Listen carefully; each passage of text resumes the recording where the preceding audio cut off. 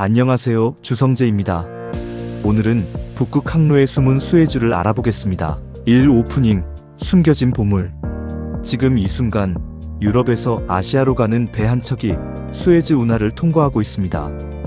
그 배는 약 21,000km를 달려야 목적지에 닿습니다. 그런데 북극 항로를 쓰면 12,800km, 거리로만 따지면 40% 단축입니다. 시간으로는 10일에서 15일 빠릅니다. 그런데 왜 아직 세계 물동량의 대부분은 수에즈 운하를 쓰고 있을까요? 그리고 트럼프는 왜 그린란드를 그토록 원하는 걸까요? 오늘은 북극 항로가 본격화될 때 가장 먼저, 가장 확실하게 돈을 버는 기업 두 곳을 집중 분석합니다. 지금 당장 항로가 열리느냐 마느냐보다 인프라가 먼저 깔린다는 것, 오늘 영상의 핵심 포인트입니다. 2. 빌드업. 북극 항로 지금 어디까지 왔나? 북극 항로는 사실 하나의 길이 아닙니다. 크게 세 가지로 나뉩니다. 첫 번째는 북동항로, 러시아 북부 연안을 따라가는 길입니다. 지금 상업적으로 가장 활발히 쓰이는 항로예요. 두 번째는 북서항로, 캐나다 북극 군도를 통과하는 길입니다. 아직은 초기 단계입니다. 세 번째는 북극 횡단항로, 북극점 정중앙을 가로지르는 미래의 항로입니다. 현재 기술과 인프라로는 아직 이릅니다. 이 세 항로 모두 그린란드 근처를 지납니다. 트럼프가 그린란드를 원하는 이유가 단순한 자원이 아니라는 거 느껴지시죠? 그린란드는 이 세 항로 모두의 감시 기지이자 거점입니다. 자, 지금 북극 항로는 얼마나 활성화됐을까요? 2025년 기준 북극 폴라코드 해역에서 운항한 선박은 1812척으로 사상 최대를 기록했습니다. 2013년 대비 40% 늘어난 수치예요. 러시아 북쪽 연안의 북동항로만 따로 보면 2025년 한 해 103회 통과 항차를 기록했습니다. 2024년에 97회보다 증가했습니다. 그런데 여기서 중요한 사실이 있습니다. 세계 최대 컨테이너 선사들 MSC, 머스크, CMA CGM, 하팡로이드, 이 빅4는 북동항로를 쓰지 않겠다고 공식 선언했습니다. 환경 문제, 안전, 운항 불확실성 때문입니다. 2025년 컨테이너선 통과 횟수가 15회에 불과하다는 게 이를 방증합니다. 전 세계에서 수에즈 운하를 하루에만 수백 척이 통과하는 것과 비교하면 아직 갈 길이 멉니다. 그렇다면 투자 관점에서 핵심은 뭘까요? 항로가 열리기 전에 인프라가 먼저 깔립니다. 미국은 이미 2025년 8월 알래스카놈 항만에 3억 9,940만 달러를 투자해 미국 최초의 북극 심해 항만 공사를 시작했습니다. 완공 목표는 2029년이에요. 미 해안경비대는 쇠빙선 11척 건조 계약을 2026년에 마무리했고 첫 인도는 2028년입니다. 항만이 생기고 쇠빙선이 늘고 그 다음에 선박이 다닙니다. 그리고 선박이 다니려면 북극에서 끊기지 않는 통신과 정확한 해빙 데이터가 반드시 필요합니다. 여기서 오늘의 두 기업이 등장합니다. 바로 이리듐 커뮤니케이션 그리고 스파이어 글로벌입니다. 3. 본격 분석, 위성이 돈을 번다. 이리듐 커뮤니케이션, 북극의 유일한 통신 인프라. 이리듐이 하는 일은 단순합니다. 위성 전화와 데이터 통신 서비스입니다. 그런데 이 회사가 특별한 이유는 자신들의 표현을 빌리자면 지구 전체를 실시간으로 커버하는 유일한 네트워크이기 때문입니다. 왜 유일할까요? 일반 통신 위성은 적도 위 36,000km 높이의 정지 궤도에 있습니다. 이 위성들은 북위 70도 이상에서는 신호가 닿지 않아요. 즉, 북극 해역에서는 사용이 불가능합니다. 이리듐은 다릅니다.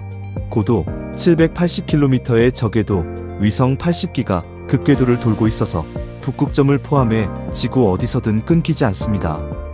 북극 항로를 다니는 선박에는 GMDSS, 즉 국제해상조난 안전 시스템이 법적으로 의무 탑재됩니다. 북극 해역에서 GMDSS로 쓸 수 있는 위성망은 사실상 이리듐이 유일합니다. 중국 최대 선사 COSCO도 북극 항로 투입 선박에 이리듐 GMDSS를 의무 설치하기 시작했습니다. 북극 항로 선박이 늘어날수록 이리듐 구독자가 직접 늘어나는 구조입니다. 재무로 가보겠습니다. 2025년 연간 매출은 8억 7,170만 달러, 전년 대비 5% 증가했습니다. 서비스 매출만 6억 3,400만 달러이고 이 서비스 매출이 구독 기반의 반복 수익입니다. EBITDA는 4억 9,530만 달러, 순이익은 1억 1,440만 달러. 명확한 흑자 기업입니다. 현재 유료 가입자 수는 253만 7천 명. 이 중 IoT 데이터 가입자가 82%를 차지합니다. 원격 모니터링, 선박 추적, 자산 관리 등에 쓰이는 IoT 수요가 성장 엔진입니다. 이리듐은 미 국방부와 20년 이상 EMSS 위성통신 계약을 이어오고 있습니다. 2024년과 2025년에는 각각 9,400만 달러, 8,580만 달러 규모의 후속 계약을 연달아 수주하며 국방 파트너십을 더욱 강화했습니다. 무제한 가입자에게 전 지구적 보안 통신을 제공하는 이 구조는 북극 군사화 기조와 함께 그 가치가 높아지고 있습니다. 트럼프 행정부의 북극 군사화 기조가 강해질수록 이 계약의 가치도 올라갑니다. 스파이 글로벌, 북극의 눈, 해빙 데이터 위성. 스파이어는 이리듐과 전혀 다른 역할을 합니다. 해빙 데이터와 기상 데이터를 위성으로 수집해서 파는 회사입니다. 북극 항로에서 가장 위험한 것이 뭘까요? 바로 예측할 수 없는 해빙입니다. 어제 열려있던 항로가 오늘 얼어있을 수 있고 북극의 날씨는 지상보다 훨씬 빠르게 바뀝니다. 2025년 9월에는 네덜란드 화물선이 북서항로 협수로에서 좌초하여 33일간 고립되는 사고가 실제로 있었습니다. 선박이 이 항로를 안전하게 다니려면 실시간 해빙 지도와 정밀 기상 예보가 필수입니다. 여기서 스파이가 들어옵니다.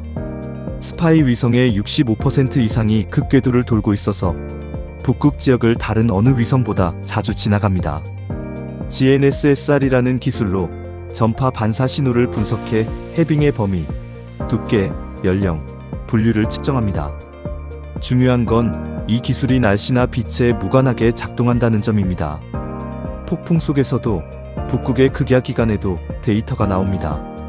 2026년 3월에는 ESA와의 공동 연구에서 스파이의 해빙 측정 데이터가 유럽 우주국의 공식 위성 데이터와 높은 일치율을 보임이 공인됐습니다.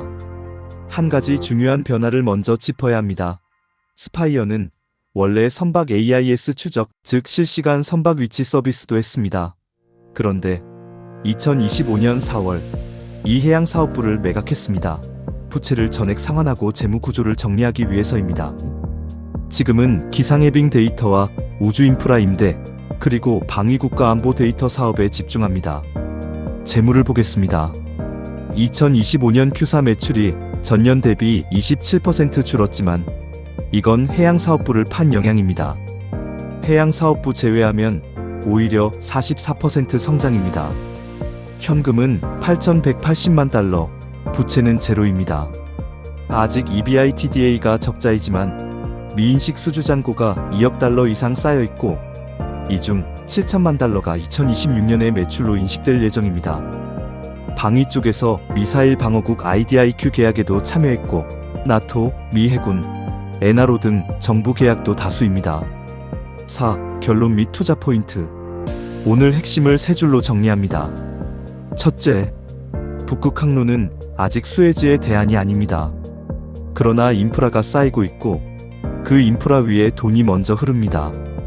둘째, 이리듐은 북극 통신의 사실상 독점적 인프라를 보유한 기업입니다. 북극 항로 선박이 늘어나면 구독자와 매출이 자동으로 따라옵니다. 셋째, 스파이어는 해빙과 기상 데이터라는 북극에서만 필요한 특수 데이터를 공급하는 기업입니다. 아직 적자지만 정부 방위 계약과 수주 잔고가 쌓이고 있습니다. 두 기업은 경쟁 관계가 아닙니다. 하나는 선박의 통신을, 다른 하나는 선박이 안전하게 항해하도록 길을 보여줍니다. 북극 항로의 두 가지 핵심 인프라를 각각 담당하는 셈입니다. 북극은 지금 조용히, 그러나 빠르게 세계의 다음 항로가 되고 있습니다. 이 흐름에서 가장 먼저 수혜를 받는 기업이 어딘지 오늘 영상이 그 힌트가 됐으면 합니다. 오늘 분석이 도움이 되셨다면 구독과 좋아요를 부탁드립니다. 지금까지 주성재의 3스타 종목이었습니다. 감사합니다.